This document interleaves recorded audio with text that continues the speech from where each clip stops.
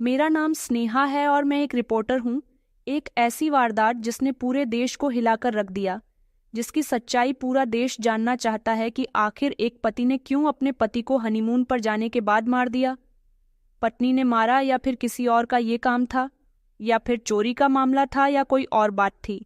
सारी सच्चाई हम आपको अपनी इस कहानी में बताने जा रहे हैं, खुद आरोपी की जुबानी, जो कि आज जेल में अपनी सजा काट रही है। और पूरा देश ये बात जानना चाहता है कि आखिर क्या हुआ था, कैसे हुआ था।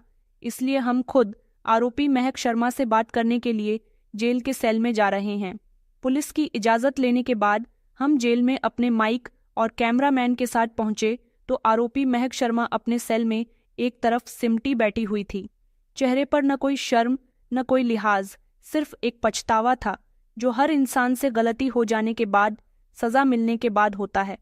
हम सामने जाकर बैठ गए। वो थोड़ा हिचकिचाई। उसे समझ आ गया था कि हम उससे पूछताछ करने के लिए आए हैं। उसने हमें ध्यान से देखा। मैंने अपना माइक लिया, हमारे कैमरामैन ने अपना कैमरा ऑन किया और हम उसका इंटरव्यू लेने के लिए बैठ गए। मैंने कहा, मेरा नाम स्नेहा है, मैं पेशे से एक रिपोर्टर हूँ। हमने पुलिस से इजाज़त ली है कि हम आपका इंटरव्यू ले सकें। हम आपके बारे में सब कुछ जानना चाहते हैं, बल्कि पूरा देश आपकी कहानी जानना चाहता है।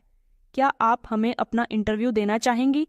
उसने पहले तो अपनी नज़रें नीचे कर लीं, फिर कहने लगी कि जी, मैं आपको अपनी पूरी कहानी बताने के लिए तैयार हूँ। मैंने कहा कि ऐसे बहुत सारे सवाल हैं जो मैं ही नहीं बल्कि बहुत सारे लोग आपसे करना चाहते हैं। क्या मैं आपकी कहानी के साथ अपने सवालों को जोड़ सकती हूँ? उसने कहा कि जी, और फिर उसने अपनी आंखों में आंसू लेकर अपनी कहानी बतानी शुरू की। मैं मध्य प्रदेश की रहने वाली हूँ और मेरी उम्र 24 साल है। ये बात लगभग 6 अप्रैल की है, जब नवरात्रि समाप्त हो गए थे। अक्सर हम लोग नवरात्रि के दिनों में अपनी पत्रिका छपवाते हैं। पत्रिका के अंदर युवक और युवतियों की पूरी डिटेल लिखी हुई होती है। कौन क्या बिजनेस कर रहा है, किसकी कितनी सैलरी है और कितना पढ़ा लिखा है। अगर इनमें से कोई किसी को पसंद करता है तो शादी के लिए एक दूसरे से बातचीत कर सकते हैं। इस पत्रिका में एक दूसरे की डिटेल इतनी ज़्यादा लिखी हुई होती है कि हम किसी के बारे में भी आसानी से डिटेल निकाल सकते हैं। और यहीं से मेरी कहानी की शुरुआत हुई थी। दरअसल मेरे पिता का प्लाईवुड का काम था और मैं अपने पिता का बिजनेस संभालना था। मैं अपने पिता की प्लाईवुड कंपनी की HR थी। वहीं पर मेरे पापा की कंपनी में 120 साल का लड़का शुभम काम किया करता था। वो पिछले 2 साल पहले ही हमारे यहाँ नौकरी पर लगा था। पहले हम दोनों के बीच धीरे धीरे बातचीत शुरू हुई थी। मुझे उसकी बातें काफ़ी अट्रैक्ट किया करती थीं और बहुत अच्छी लगती थी, इसलिए मैंने उसके साथ दोस्ती कर ली। और फिर धीरे धीरे हम दोनों एक दूसरे को पसंद करने लगे। हम दोनों एक दूसरे से फ़ोन पर ढेर सारी बातें किया करते थे। मैसेज से भी चैटिंग होती थी, सिर्फ नॉर्मली बात हुआ करती थी। हम दोनों ने अभी तक अपने दिल का हाल एक दूसरे को नहीं सुनाया था, हालांकि हम एक दूसरे को दिल ही दिल में पसंद करते थे। नवरात्रि के समय में जब मेरी पत्रिका एक लड़की शुभम अग्रवाल ने देखी तो उसने मेरे बारे में अपने पेरेंट्स से बात की, जिसमें मेरी डिटेल्स लिखी हुई थीं। मेरा नाम, मेरी फैमिली का नंबर लिखा हुआ था, मेरी तस्वीर भी थी। वहीं आर्शब अग्रवाल ने मेरी सारी डिटेल निकाल ली। आर्शब अग्रवाल भी मध्य प्रदेश का ही रहने वाला था। उसके पिता का ट्रांसपोर्ट बिजनेस था और उस समय उसके 2 भाई और थे। तीनों ही भाई ट्रांसपोर्ट का बिजनेस किया करते थे। उनका बिजनेस बहुत अच्छा चल रहा था। घर में किसी चीज़ की कोई कमी नहीं थी। 2 बहनें थीं। एक बहन की शादी हो चुकी थी और एक छोटी कुंवारी बहन थी, वो भी लगभग जवान ही थी। अर्शब अग्रवाल की नज़र जब मेरी पत्रिका पर पड़ती है तो उसने मेरी तस्वीर ले जाकर अपनी मम्मी को दिखाई और कहा कि मम्मी, ये देखिए, इस लड़की का नाम महक शर्मा है, जो कि बहुत अच्छी और सुंदर है। मुझे तो ये लड़की बहुत पसंद आई है। वैसे भी आप लोग काफ़ी समय से मेरे लिए लड़कियां तलाश कर रहे हो, मेरी शादी करना चाहते हो तो एक बार इस लड़की के पेरेंट्स से बात कर लो। लड़की अच्छी है, हमारे ही समाज की है। इसकी एजुकेशन डिटेल भी यहाँ पर है, काफ़ी पढ़ी लिखी है। मैं चाहता हूँ कि आप इसके साथ मेरी शादी करवा दो। आपको कोई दिक्कत तो नहीं है? उसकी मम्मी कहने लगी कि हाँ बेटा, तुम ठीक कह रहे हो, लड़की तो बहुत अच्छी है। हम बात करते हैं, उसकी मम्मी ने पहले अपने परिवार वालों से बात की तो सब घर वालों की मिलकर एडवाइज़र यही निकली कि बेटे की शादी तो करनी ही है। तो जब उसे लड़की पसंद आ रही है तो पहले उसके परिवार वालों से ही बात कर लेते हैं।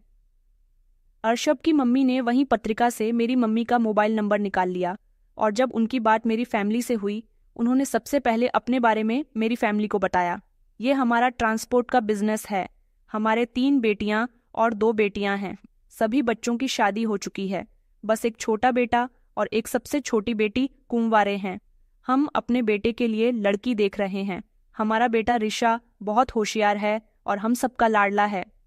हमें आपकी बेटी महक शर्मा बहुत पसंद आई है। हम चाहते हैं कि दोनों परिवारों को मिलकर बात कर लेनी चाहिए। उस समय मैं घर में मौजूद नहीं थी। मेरी फैमिली ने उन लोगों से बात कर ली थी। उनके कारोबार के बारे में सुनकर मेरी फैमिली काफ़ी इम्प्रेस हुई थी। उन्होंने सोचा कि ठीक है, एक बार बैठकर बात कर लेते हैं। दोनों परिवार एक दूसरे से मुलाकात कर लेते हैं। अगर बेटी के लिए रिश्ता अच्छा हुआ तो रिश्ता फाइनल कर दें। वैसे भी मेरी शादी की उम्र हो गई थी और अब मेरे घर में मेरी ही शादी का नंबर था। मैं जब घर आई और मुझे इस बारे में पता चला कि घर में एक सिचुएशन हो गई है तो मैं हैरान रह गई थी कि मेरे घर वाले मेरे रिश्ते के बारे में बात करने जा रहे थे। उस लड़के के परिवार से मिलना चाहते थे। उन्होंने अगले हफ्ते लड़के वालों को हमारे घर पर इनवाइट किया था। उनको घर का एड्रेस भी दे दिया था और मुझे अभी तक इस बारे में पता भी नहीं था। मैं तो शुभम को पसंद करती थी, तो फिर किसी और से शादी कैसे कर सकती थी? शुभम जो कि हमारे यहाँ मामूली सी सैलरी पर काम किया करता था। मैं जानती थी कि मेरे पेरेंट्स को शुभम के बारे में पता चल गया कि मैं शुभम से शादी करना चाहती हूँ तो वो कभी भी इस रिश्ते के लिए राजी नहीं होते। मगर मैं उसे पसंद तो करती थी, वो भी मुझे पसंद करता था और मेरे घर वाले मेरी शादी की बात करने जा रहे थे, जिस पर मुझे बहुत गुस्सा आया। मैंने बंद शब्दों में अपनी मम्मी पापा को समझाने की कोशिश की थी कि इतनी जल्दी करने की क्या ज़रूरत है। आपने बिना कुछ सोचे समझे उनको घर आने की इजाज़त कैसे दे दी? ऐसा भी तो हो सकता है कि कोई फ्रॉड कॉल आई हो। मेरे बड़े भाई आनंद शर्मा कहने लगे कि अरे नहीं, कोई फ्रॉड कॉल नहीं थी। मैं इन लोगों को जानता हूँ, काफ़ी बड़ा ट्रांसपोर्ट का बिजनेस है। मैं उनके तीनों बेटों को भी जानता हूँ और जिसके बारे में तुम्हारे रिश्ते की बात उन्होंने की है वो लड़का तो बहुत ही अच्छा है। अब वो लोग अगले हफ्ते ही घर पर आ रहे हैं, ना तो बैठकर बात हो जाएगी। मुझे गुस्सा आ गया और मैं पूरी तरह से खामोश रही। मैंने रात के ही समय मैसेज करके शुभम को इस बारे में बता दिया था। अजीब बात यह थी कि शुभम का कोई रिएक्शन नहीं आया। उसने सिर्फ इतना कहा कि आपको परेशान होने की ज़रूरत नहीं है। धीरे धीरे 1 हफ्ता बीत चुका था। अर्शब के घर वाले आए, उनको मेरी फैमिली ने बहुत इज्जत दी थी। उन्होंने मुझे पसंद कर लिया। अर्शब भी उन लोगों के साथ आया था। ऋषभ की फैमिली चाहती थी कि 1 साल के अंदर कभी भी मेरी और ऋषभ की शादी हो जाए, लेकिन हैरानी मुझे इस बात पर हुई थी कि पता नहीं मेरी फैमिली को किस बात की जल्दी थी। मेरे मम्मी पापा और भाइयों का यही कहना था कि हम चाहते हैं कि ये शादी अगले महीने हो जाए। मैं उनकी इस जल्दबाजी का कारण समझ नहीं पाई थी। शायद वो लोग जल्दबाजी इसलिए कर रहे थे कि ये रिश्ता बहुत अच्छा था। कहीं शादी में ज़्यादा देर करने पर रिश्ता हाथ से ना निकल जाए, इसलिए वो चाहते थे कि शादी जल्द से जल्द हो जाए और मैं उनके घर चली जाऊं। मैंने अपनी दीदी, मम्मी और भाभियों को कई बार ये बात बताने की कोशिश की थी कि मैं शादी नहीं करना चाहती, मगर किसी ने भी मेरी इस बात को सीरियस नहीं लिया था, क्योंकि सब लोग ये बात बहुत अच्छे से जानते थे कि हमारे परिवार में लव मैरिज नहीं होती और अगर कोई कर भी लेता है तो उसे परिवार वाले स्वीकार नहीं करते। फिलहाल दोनों परिवार की मर्जी से ये रिश्ता पक्का हो गया था। मैंने देखा था कि अर्शब अग्रवाल बहुत खुश था, मगर मैं खुश नहीं थी। मेरी खुशी तो जैसे कहीं गायब हो गई थी। न तो मेरी खुशी की मेरे परिवार वालों की परवाह थी और ना ही किसी ने मेरी मर्जी जानने की कोशिश की थी कि मैं ये शादी करना चाहती हूँ या नहीं। रिश्ता लगने के बाद अर्शब अग्रवाल ने कई बार कोशिश की कि वो मुझसे फ़ोन पर बात कर सकें। उसकी बहन ने कई बार मुझे फ़ोन किया था। वो बातों ही बातों में कहा करती थी कि भैया आपसे बात करना चाहते हैं, मगर मैं उसे पूरी तरह से इग्नोर करती थी। उसने कई बार मुझे सोशल मीडिया पर मैसेज भी किए थे। मैंने उसके मैसेज कभी कोई रिप्लाई नहीं किया था। शायद उसने इस बारे में अपनी माँ से मेरी शिकायत की थी कि अब तो मेरा और महक का रिश्ता लग गया है। महक मुझे पूरी तरह से इग्नोर करती है, मुझसे बात नहीं करना चाहती। मैं सोच रहा हूँ कि मैं को शॉपिंग पर ले जाता हूँ। वैसे भी शादी के अब कुछ ही दिन तो रह गए हैं। महक अपनी पसंद की शॉपिंग कर लेगी और इस दौरान मेरी और महक की बात भी हो जाएगी। उसकी मम्मी ने कहा कि ठीक है बेटा, मैं महक की मम्मी से बात करके उनसे इजाज़त ले लेती हूँ कि तुम उसे शॉपिंग पर ले जाओ। मुझे उम्मीद है कि वो लोग इजाज़त दे देंगे। तभी 2 दिन के बाद आरशब की मम्मी का फ़ोन मेरी मम्मी के पास आया और उन्होंने कहा कि हम चाहते हैं कि हमारी बहू अपनी पसंद की शॉपिंग कर ले। आरशब के साथ जाकर मैं उस समय मम्मी के पास ही बैठी मोबाइल यूज़ कर रही थी। अपना मोबाइल बंद करके मैं उनकी बात गौर से सुनने लगी। मेरी मम्मी ने फ़ौरन उनसे कहा कि भाभी जी, मैं आपसे क्षमा चाहती हूँ। हमारे यहाँ की बेटियों को इजाज़त नहीं है कि शादी से पहले खुलेआम घूमने की। अब शादी के कुछ ही दिन तो रह गए हैं रशब और महक की शादी में। उसके बाद ये दोनों जितना चाहें घूम सकते हैं। रशब की मम्मी ने कहा कि अच्छा ठीक है, तो इसमें कोई बुराई वाली बात नहीं है। मेरी मम्मी ने जब उनको साफ इनकार कर दिया तब मेरी जान में जान आई थी। मैं खुद भी अरशब को ज्यादा मुंह लगाना नहीं चाहती थी। उसके परिवार में से कोई न कोई सदस्य मुझे हर दूसरे तीसरे दिन फोन करता रहता था, जिस पर मैं चिढ़ जाया करती थी और कभी कभी तो उन लोगों की कॉल भी रिसीव नहीं करती थी। होली वाले दिन भी मेरी फैमिली ने अरशब की पूरी फैमिली को हमारे यहाँ इनवाइट किया था। जब अरशब अपनी फैमिली के साथ हमारे घर आया तब भी मुझसे बातें करने की बहुत कोशिश कर रहा था, लेकिन मैंने उसकी बात का कोई जवाब नहीं दिया। लगातार उसे इग्नोर करती रही। ये बातें उसके दिल पर जाकर लगी थीं कि मैं उसे इग्नोर क्यों कर रही हूँ, मगर वो बेवकूफ़ था, मेरी हरकत समझ नहीं पाया और फिर भी मुझसे शादी करने पर डटा रहा।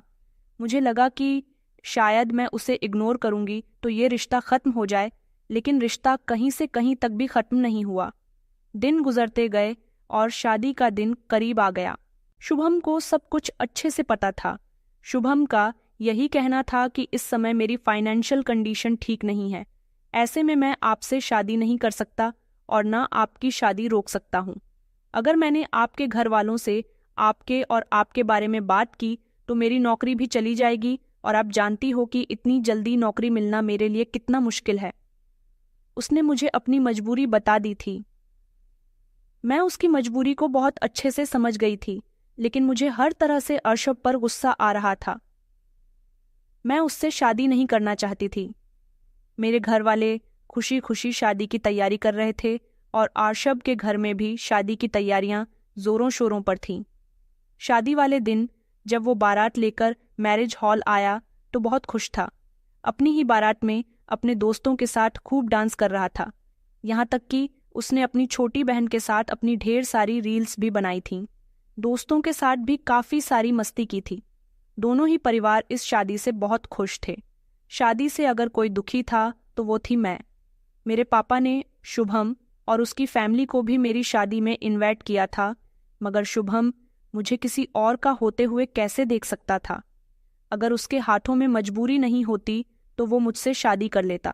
वो मुझसे उम्र में छोटा था, मगर फिर भी मुझे बहुत पसंद था और मुझे बहुत पसंद किया करता था। शादी वाले दिन मेरा मूड बहुत ज़्यादा खराब था। जब मुझे मंडप में ले जाया गया और मैंने नज़र उठाकर ऋषभ की तरफ देखा तो वो मुझे बिल्कुल भी अच्छा नहीं लगा था। उसने हल्के गुलाबी रंग की शेरवानी पहनी हुई थी। उसके आसपास उसके दोस्त बैठे हुए थे। वो उसके साथ खूब मुस्कुरा रहा था। मुझे भी नज़र उठाकर बार बार देख रहा था, लेकिन मैं सीधे तरीके से नज़र झुकाकर बैठी रही। वो तो बड़ी हंसी खुशी मेरी मांग में सिंदूर भर रहा था, लेकिन मेरे चेहरे पर थोड़ी भी मुस्कुराहट नहीं थी। शादी के साथ वचन लेते समय उसी समय मैंने एक वचन और लिया था। वो वचन ये था कि अरशब जिस इंसान ने मेरी और शुभम की जिंदगी में आकर बहुत बड़ी गलती कर दी, उसको मैं कभी माफ़ नहीं करूंगी, बल्कि उसको एक दिन मौत के घाट उतारकर ज़रूर रहूंगी। अगर वो मेरे घर रिश्ता ना भेजता, मुझे पसंद ना करता, तो शायद आज मैं अपने दिल के हाथों इतनी मजबूर ना होती। उस समय तो खामोशी से मैंने उसके साथ शादी कर ली थी, मगर मेरे दिल में बदले की आंख भड़क रही थी। शादी की सारी रस्में हो जाने के बाद उसकी छोटी बहन ने रशब और मेरे साथ काफ़ी सारी रील्स बनाई थीं और रशब ने अपने और मेरे साथ अपने दोस्तों की फ़ोटो भी खिंचवाए थे। उसने भी म्यूज़िक बजाकर मेरे साथ खूब डांस किया था। डांस करते समय मेरे चेहरे पर मुस्कुराहट नहीं थी, जिस पर भाभी ने स्टेज पर आकर मेरे बाजू पर नोचा और कहने लगी कि क्या हो गया है, तुम इतनी उदास क्यों हो? आज तुम्हारी शादी का दिन है। देखो, अर्शब कितना खुश है तुम्हारे साथ डांस करने में। उसे कितनी खुशी मिल रही है और तुम हो कि उसे सपोर्ट भी नहीं कर रही। क्या तुम इस शादी से खुश नहीं हो? अब मैं भाभी को क्या बताती कि मैं सच में इस शादी से बिल्कुल भी खुश नहीं हूँ। दूसरी तरफ शुभम का बहुत बुरा हाल था, क्योंकि शादी से एक दिन पहले रात के समय मेरी शुभम से बात हुई थी। उसने कहा था कि मैं तुमसे बहुत मोहब्बत करता हूँ, मुझे माफ कर देना, मैं तुम्हें पाने के लिए कुछ नहीं कर सका। मैं तुम्हारे पिता के लिए हमेशा एक नौकर ही रहूंगा। अगर मेरी हैसियत ठीक होती तो शायद आज तुम किसी और की ना हो रही होती। उसका भी यही कहना था कि सिर्फ उस लड़के की वजह से ये सब कुछ हुआ। मैंने शुभम को तसल्ली दिलाई थी कि हम दोनों जरूर एक होंगे। फिलहाल तो मैंने भाभी को तसल्ली दिलाने के लिए कह दिया था कि मैं इस शादी से बिल्कुल खुश हूँ। मैं इस समय कोई भी हंगामा नहीं चाहती थी, इसलिए मैंने गौशब के साथ डांस करना शुरू कर दिया। चेहरे पर थोड़ी सी मुस्कुराहट भी सजाई ताकि उसे भी ये लगे कि मैं भी इस शादी से खुश हूँ और उसके साथ भी खुश हूँ। हमारी शादी को 2 दिन गुजर गए थे। मैंने धीरे धीरे रश्ब और उसकी फैमिली का दिल जीतना शुरू कर दिया था। मैं इस घर की सबसे छोटी बहू थी, इसलिए रश्ब की मम्मी मेरा बहुत ख्याल रख रही थी। उसकी दोनों बहनें बार बार मेरे पास आती, कभी मेरे साथ हंसी मजाक करती। मैं नई नवेली दुल्हन थी, उसकी भाभियां भी मुझे बार बार छेड़ रही थीं। मैं इस घर में खुश तो नहीं थी, लेकिन सब लोगों के सामने खुश होने की एक्टिंग कर रही थी। अपने रूम में जब मैं दोपहर के समय आराम करने के लिए आती तो फौरन ही फोन पर शुभम से बातें किया करती थी कि मैं तुम्हें बहुत याद कर रही हूँ। उस दौरान हम दोनों की काफ़ी सारी बातचीत हुई। हम दोनों ने प्लानिंग की कि हमें ऋषभ का कुछ ना कुछ तो करना होगा। मैंने कहा, मैं ऋषभ के साथ नहीं रह सकती और तुम्हारी फाइनेंशियल कंडीशन ठीक नहीं है, तो फिर एक काम करते हैं।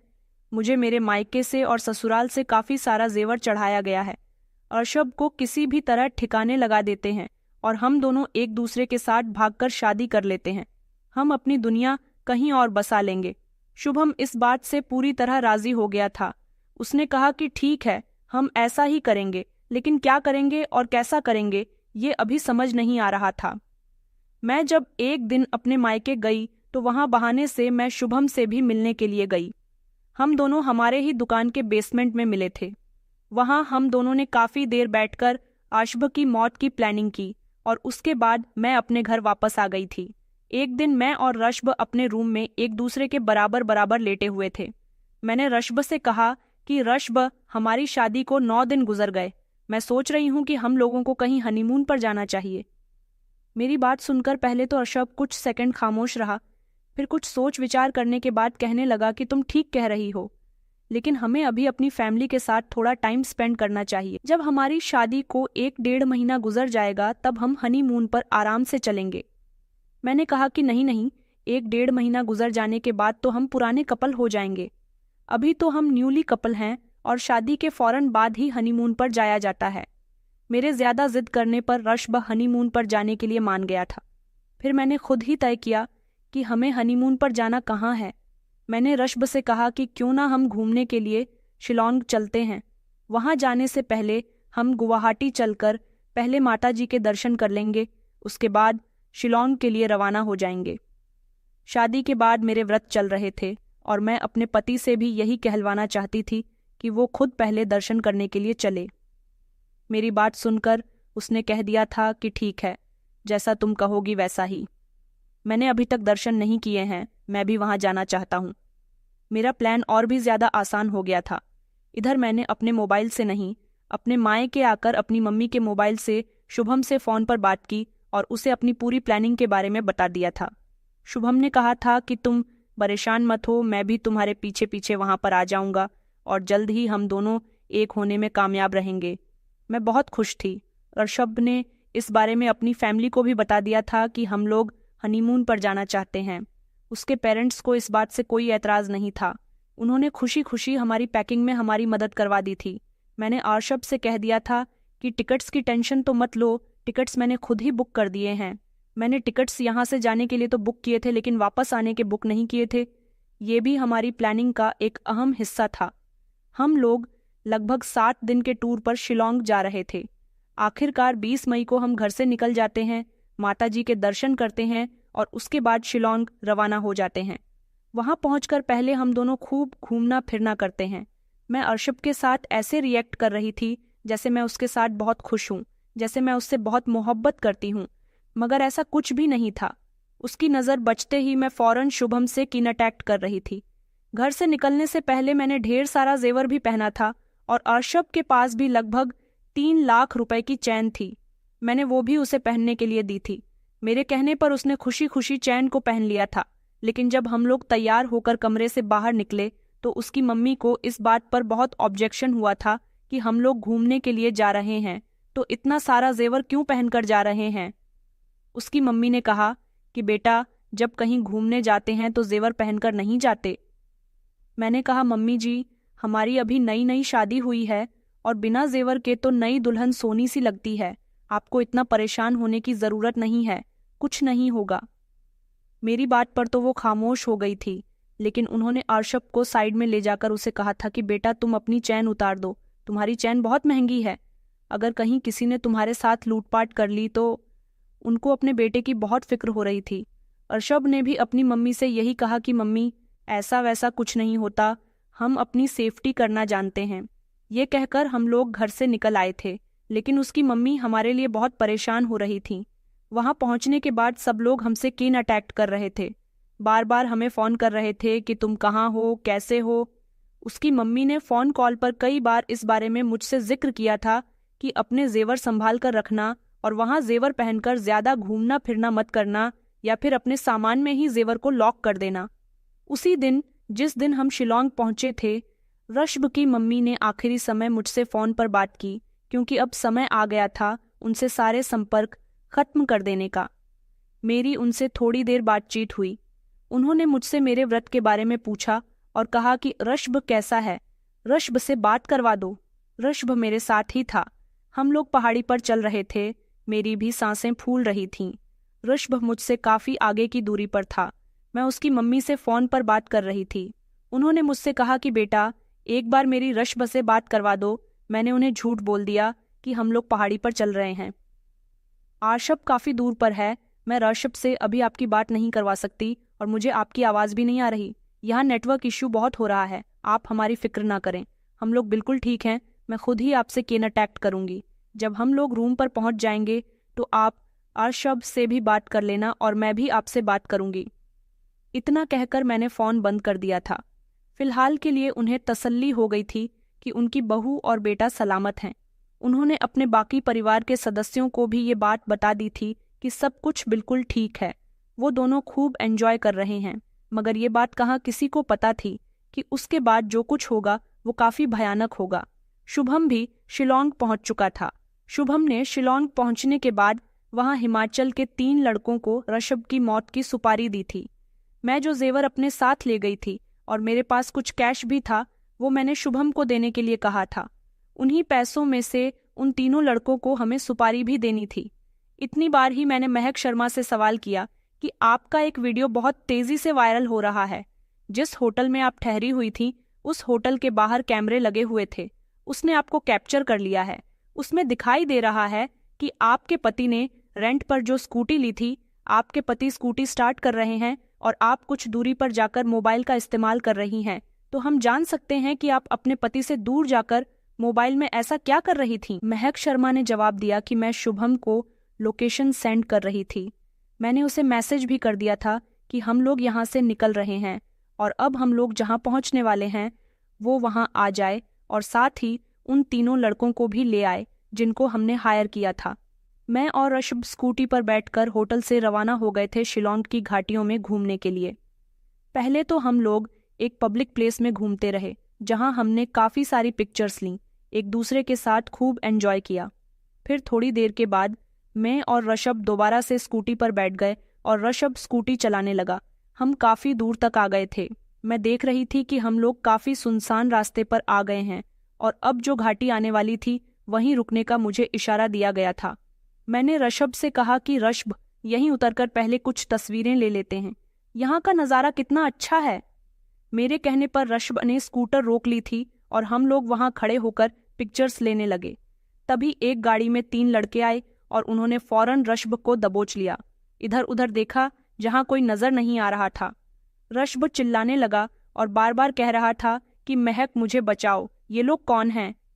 मगर मैं तो एक तरफ खड़ी होकर ये तमाशा देख रही थी। शुभम अब भी वहां नहीं आया था। शुभम कुछ दूरी पर था। उन तीनों लड़कों में से 2 लड़कों ने रश्ब को मजबूती से पकड़ लिया और एक ने उसके मुंह पर हाथ रख दिया। तीसरे नंबर वाले ने बड़े धारदार चाकू से रश्ब के पेट पर वार किया, जिसकी वजह से रश्ब काफी जख्मी हो गया था। उसकी आंखों से आंसू निकल आए थे। अब उसका बचना नामुमकिन था, लेकिन हमें उसकी लाश को भी ठिकाने लगाना था। जिस घाटी के पास खड़े होकर हम लोग इस घटना को अंजाम दे रहे थे, उसी घाटी से उन तीनों लड़कों ने रश्ब को नीचे फेंक दिया। वो बहुत ही गहरी खाई थी। साथ ही जिस हथियार से रश्ब को मारा गया था, वो हथियार भी खाई में फेंक दिया।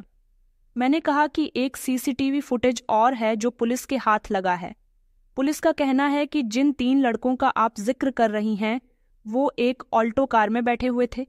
जहां जहां आप लोग जा रहे थे, वो आपका पीछा कर रहे थे, आपको देख रहे थे, और जब आप लोग घाटी पर घूमने के लिए गए थे, तब एक अंग्रेजी बोलने वाले गाइड ने आपसे कहा था कि वो आपको यहाँ घुमा दे, लेकिन आपने उसे इनकार कर दिया। फिर आप दूसरा गाइड लेकर उससे कहने लगीं कि हमें घूमने जाना है। फिर आपने उसे छोड़कर दूसरा गाइड चुना। आपने ऐसा क्यों किया? उसने कहा कि हमने ऐसा इसलिए किया क्योंकि मुझे रश्ब को ले जाकर दूसरी जगह बदलनी थी। हम लोग एक जगह पर टिककर रश्ब की मौत को अंजाम नहीं दे सकते थे। इसके लिए हमें बार बार लोकेशन बदलनी पड़ रही थी, और जिस लोकेशन पर हम जा रहे थे, बार बार मुझे वही लोकेशन शुभम को देनी पड़ रही थी। उस गाड़ी में उन तीनों लड़कों के साथ साथ शुभम भी बैठा हुआ था, जो हम पर नजर रख रहा था और मौका देख रहा था कि कब हम लोग सुनसान जगह पर पहुंचे और कब वारदात को अंजाम दिया जाए। हम लोग अर्शव को मारने में कामयाब रहे थे। उसकी लाश को भी ठिकाने लगा दिया था।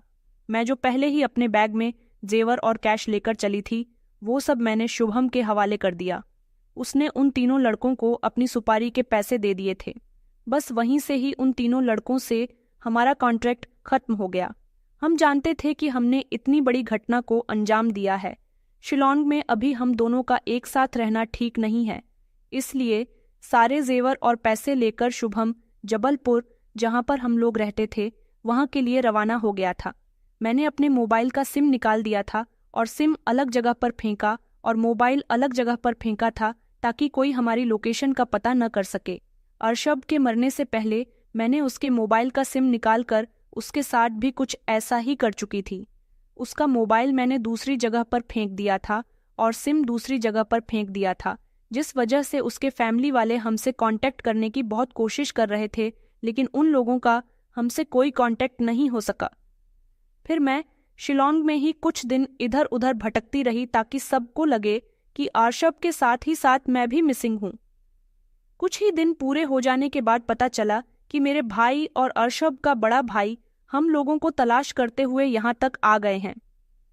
मैंने महक की बात बीच में रोकते हुए कहा, क्योंकि अर्शब के परिवार वाले आप लोगों से कांटेक्ट कर रहे थे। आप लोगों से जब कोई कांटेक्ट नहीं हो सका तो वो लोग परेशान हो गए कि पता नहीं क्या बात है।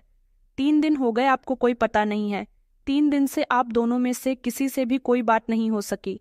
इसलिए दोनों परिवारों का एक एक मेंबर आप दोनों को ढूंढने के लिए मेघालय तक पहुंच गया। महक ने कहा कि जी, कुछ ऐसा ही है। मुझे पता चल गया था कि हम दोनों को ढूंढने की काफ़ी कोशिश की जा रही है। मेरे पास पैसे थे। मैं जैसे तैसे वहां से निकली और अपना चेहरा छुपाकर, अपनी सारी पहचान छुपाकर जैसे तैसे बनारस तक पहुंच गई थी। और उसके बाद मुझे अपने आगे की प्लानिंग की तरफ ध्यान देना था। हमारी प्लानिंग ये थी कि शिलोंग में अर्शब को मारने के बाद मैं कुछ दिन तक किसी की नज़रों में नहीं आऊंगी। सबको लगेगा कि मैं और अर्शब दोनों मिसिंग हो गए। सबको लगेगा कि लूटपाट का मामला है। लूटपाट की वजह से ही अर्शब की हत्या हो गई और मैं कुछ दिन तक गायब रहूंगी, तो सबको लगेगा कि मेरे साथ भी कुछ गलत हुआ है। फिर मैं खुद ही सबके सामने पेश हो जाऊंगी और सबको बता दूंगी कि कुछ लुटेरों ने हमें लूटने की कोशिश की थी। उन्होंने मेघालय में हमारे साथ लूटपाट की। अर्शब को खाई से नीचे फेंक दिया, उसे जान से मार दिया और मुझे किडनैप करके अपने साथ यहाँ बनारस ले आए। मैं जैसे तैसे जान छुड़ाकर उन लोगों से भागकर आ गई हूँ। मैंने आगे सवाल किया महक से। महक, तो फिर आपने आगे? उसने बताया कि मैं जब बनारस पहुंची तो वह एक ढाबा था मेरी हालत पहले ही काफ़ी खराब हो गई थी। कपड़े काफ़ी गंदे हो रहे थे, बाल भी बिखरे हुए थे और चेहरा बहुत थका हुआ था। शरीर भी बहुत कमज़ोरी महसूस कर रहा था। लगभग रात के 1 बजे का टाइम था जब मैं एक ढाबे के बराबर में 3 सेट था वहां जाकर खड़ी हो गई। वहां पर मेरे पास एक लड़का आया जो कि ढाबे में ही काम किया करता था। उसने कहा कि मैडम, आपको कुछ चाहिए, मैं आपकी क्या मदद कर सकता हूँ। मैं पूरी तरह से खामोश थी। उसने मेरी हालत देखी तो मुझे बैठने के लिए कुर्सी दी। मैं वहां पर बैठ गई और फिर मैं खामोश रही। मैंने किसी को कोई जवाब नहीं दिया। मैं बहुत ज्यादा थक गई थी। मेरी आंखों के सामने अंधेरा आ रहा था। मैं कई दिनों से भूखी प्यासी थी। इससे पहले ही रश्ब की लाश पुलिस बरामद कर चुकी थी। मेरे भाई और मेरे जेठ मुझे और रश्ब को बुरी तरह से ढूंढ रहे थे। जब उन्होंने वहां जाकर पुलिस में कंप्लेंट दर्ज की तो शिलांग पुलिस ने हम दोनों की तलाश जारी रखी। उन्हें खाई में हथियार, मेरी जैकेट और रश्ब की लाश मिल गई थी। मैंने अपनी जैकेट भी खाई में डाल दी थी ताकि कोई अगर हमें ढूंढे तो उसे लगे कि अगर ऋषभ यहाँ इस खाई में मौजूद है तो मैं कहाँ हूँ। लोग मुझ पर तरस खाकर मुझे ढूंढे। मैं जब यहाँ इस ढाबे पर बैठ गई तो वहाँ ढाबे का मालिक मुझसे पूछने की कोशिश कर रहे थे कि आपको क्या चाहिए, आप कहाँ से आई हो, आपकी ऐसी हालत क्यों हो रही है। लेकिन किसी के सवाल का कोई जवाब नहीं दे रही थी। फिर थोड़ी देर के बाद मैंने ढाबे के मालिक से कहा, भैया, आप मुझे अपना मोबाइल दे सकते हो, मैं अपनी फैमिली से कांटेक्ट करना चाहती हूँ। मैं और मेरे पति शिलोंग घूमने के लिए गए थे। वहाँ मेरे और मेरे पति के साथ लूटपाट हुई। किडनैपर मुझे यहाँ ले आए। मैं उनसे जान छुड़ाकर भाग कर आई हूँ। मैं अपनी फैमिली को इन्फॉर्म करना चाहती हूँ कि मैं यहाँ हूँ, प्लीज़ आप मुझे अपना मोबाइल दे दो। ढाबे के मालिक को मुझ पर तरस आया और उसने मुझे अपना मोबाइल दे दिया। मैंने फौरन अपने बड़े भैया का नंबर डायल किया जो शिलोंग में पहले ही मुझे ढूंढ रहे थे और अर्शब की मौत से बहुत ज्यादा परेशान थे। जब उनको मैंने फ़ोन करके पूरी बनाई हुई झूठी कहानी सुनाई तो उन्होंने कहा कि मुझे यकीन नहीं आ रहा कि तुम मेरी बहन ही हो, पहले तुम वीडियो कॉल करो। मैंने उनको वीडियो कॉल की और रोते हुए अपनी कंडीशन के बारे में बताया। उन्होंने कहा कि तुम परेशान मत हो, हम तुम्हें लेने के लिए आ रहे हैं। मैं बुरी तरह से रो रही थी। मुझे रोते हुए देखकर ढाबे का मालिक और ढाबे में बैठी एक फैमिली जो कि यहाँ बैठे हुए चाय पी रहे थे, उनमें से एक औरत मेरे पास आई और मुझे तसल्ली देने लगी। कहने लगी कि बेटी, रो नहीं, हमें बताओ तुम क्यों परेशान हो, क्यों रो रही हो, हम तुम्हारी मदद करेंगे। मेरी आंखों के सामने अचानक से अंधेरा छाने लगा। रोने की वजह से मुझे और ज्यादा कमजोरी महसूस होने लगी और मैं उसी समय बेहोश हो गई। मेरे बेहोश होने के बाद ढाबे के मालिक ने पुलिस को फोन करके बुला लिया। फिर मुझे जिला अस्पताल में भर्ती करवाया गया। जब मुझे होश आया तो मुझसे पूछताछ हुई। उन लोगों ने मुझसे पूछा कि तुम कौन हो, तो मैंने बताया कि मैं महक रश्ब अग्रवाल हूँ। मेरा नाम सुनकर पुलिस वाले थोड़ा चौंक गए। फिर उन्होंने मुझसे पूछा कि तुम यहाँ पर कैसे आई, तो मैंने उनको अपनी वही झूठी कहानी सुनाई। पुलिस वालों के पैरों तले से जमीन निकल गई कि जीस महक को पुलिस कई दिनों से तलाश कर रही है। जीस रश्ब की लाश शिलोंग की खाई में मिली, वो लड़की यह है। फिर बनारस पुलिस ने मेघालय पुलिस से कांटेक्ट किया और मेघालय पुलिस ने मध्य प्रदेश पुलिस से कांटेक्ट किया। उसके बाद मुझे शहर ले जाया गया। पुलिस ने मुझे मेरे परिवार वालों से मिलने नहीं दिया। इन 17 दिनों में मेरी जिंदगी काफी हद तक बदल गई थी। अर्शब मर चुका था, उसका अंतिम संस्कार हो गया था। शुभम वहां जाकर मेरे परिवार के साथ मिलकर उनको तसल्ली दे रहा था।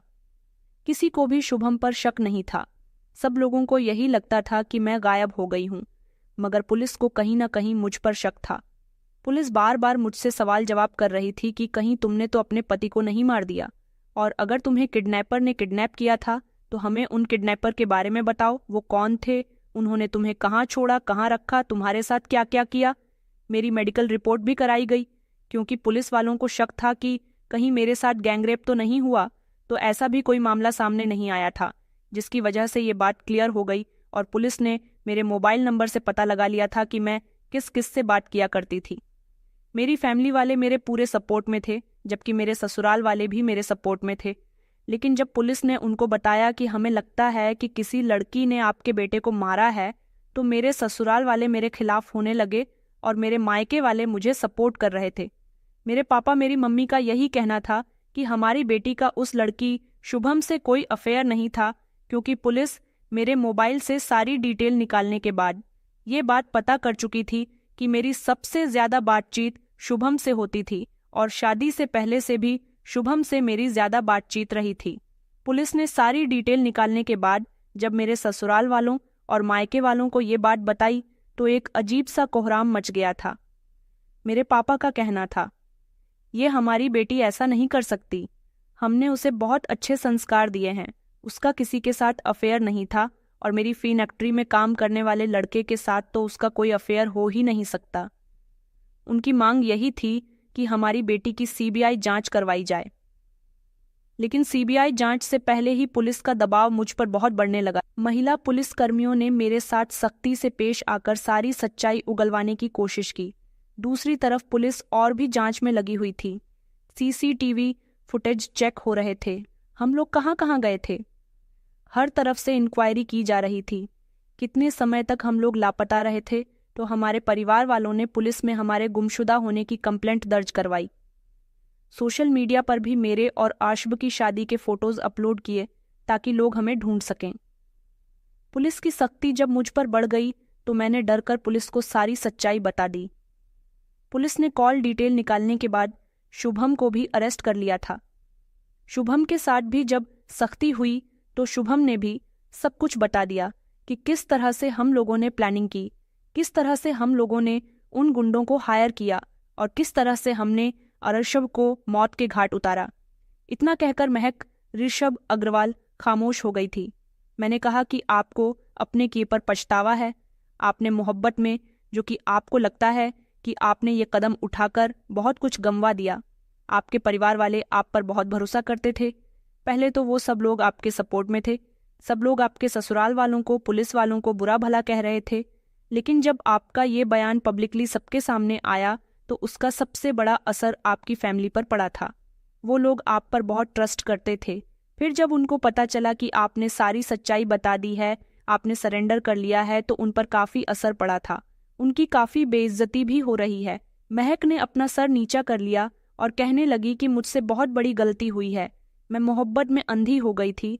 मुझे लगता था कि आशब के साथ खुश नहीं हूँ, शुभम के साथ खुश रहूंगी, ये सारी प्लानिंग कामयाब हो जाएगी। जब मैं अपनी फैमिली के साथ यहाँ आ जाऊंगी तो सबको यही लगेगा कि लूटपाट होने के बाद चोरों ने ऋषभ की हत्या कर दी और मुझे किडनैप कर लिया गया, और फिर शायद किडनैपर का कोई पता नहीं लग सकेगा, और फिर मैं खामोशी से कुछ समय गुजर जाने के बाद शुभम के साथ शादी कर लूंगी। लेकिन ऐसा नहीं हो सका। पुलिस की सख्ती मुझ पर इतनी बढ़ गई थी कि मैं सब कुछ बर्दाश्त नहीं कर पाई और मजबूरन मुझे अपना गुनाह कबूल करना पड़ गया। मैंने कहा, उन तीनों लड़कों को भी पुलिस ने अरेस्ट कर लिया है जिन्होंने आपके पति को मारा था। आपका तो भले ही उन तीनों लड़कों से कोई केन अटैक नहीं हुआ था, लेकिन पुलिस ने अपनी जांच पड़ताल के बाद और सीसीटीवी फुटेज चेक करने के बाद और शुभम के बयान के बाद उन तीनों को अरेस्ट कर लिया। उन तीनों को तो सजा हो गई है, शुभम को भी सजा हो गई है और आपको भी सजा हो गई। क्या आप जानती है कि ऐसे बहुत सारे सबूत हैं जो आपकी तरफ इशारा कर रहे थे? हालांकि आपने बहुत सोच समझदारी के साथ इस वारदात को अंजाम दिया था। आपको लगता था कि नाव पकड़े जाएंगे, नाव के साथ के लोग पकड़े जाएंगे। खामोशी से आप जैसा कर रही हैं वैसा होता रहेगा, लेकिन सच कभी भी छुपा नहीं रहता। सच एक ना एक दिन सबके सामने आ ही जाता है, और आपका सच भी पूरी दुनिया के सामने आ चुका है। जहां आप घूमने के लिए गई थी, वहां कोई गाइड ने कहा था कि वो आपकी हेल्प करना चाहता है, आपको घुमाना चाहता है ना, मगर आपने तो उसे रिजेक्ट कर दिया था। आपने कोई दूसरा गाइड लिया था। उस गाइड ने भी पुलिस को आपके बारे में बताया था। महक ने कहा कि जी, मैं जानती हूँ कि मेरे साथ कुछ ऐसा ही हुआ है। मैं अपनी गलती पर बहुत शर्मिंदा हूँ। आज मेरी जुबानी मेरी कहानी लोगों के सामने जाएगी तो उनको एहसास होगा कि कोई मेरे जैसा कदम उठाने की कोशिश न करे।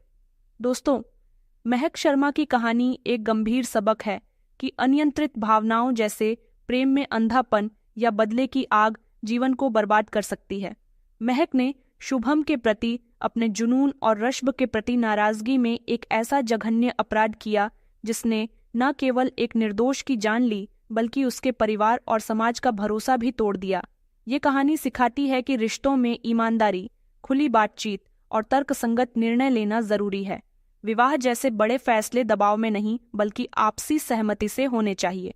महक की योजना भले ही चालाकी भरी थी, लेकिन सीसीटीवी फुटेज, कॉल रिकॉर्ड और कबूलनामे ने सत्य को उजागर कर दिया, जो बताता है कि गलत काम कभी भी छिप नहीं सकता। समाज को चाहिए कि वो ऐसी परिस्थितियां बनाए जहां व्यक्ति अपनी भावनाओं को बिना डर के व्यक्त कर सके और परिवार उनकी इच्छाओं का सम्मान करे। ये कहानी चेतावनी देती है कि प्रेम के नाम पर हिंसा या छल का रास्ता चुनना केवल विनाश लाता है। हमें अपनी भावनाओं को नियंत्रित करना, नैतिक रास्ता अपनाना और ज़रूरत पड़ने पर काउंसलिंग या भरोसेमंद लोगों से मदद लेना सीखना चाहिए। महक की गलती से सबक ले, सच्चा प्यार जोड़ता है, तोड़ता नहीं। इसलिए अपने फैसलों में सावधानी बरतें, गलत रास्ते से बचें और हमेशा सत्य और नैतिकता का साथ दे। सावधान रहें, सतर्क रहें। तो दोस्तों, कहानी कैसी लगी कमेंट में ज़रूर बताएं। वीडियो अच्छी लगी तो इसे लाइक करें और हमारे चैनल को सब्सक्राइब करना न भूलें। धन्यवाद।